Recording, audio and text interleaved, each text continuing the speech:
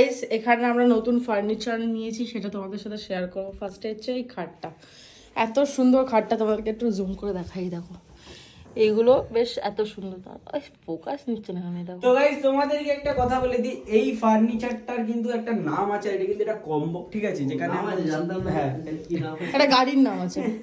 হ্যাঁ তাই বলে। হ্যাঁ তুমি সব বলেই দাও। আমি তো বলছি।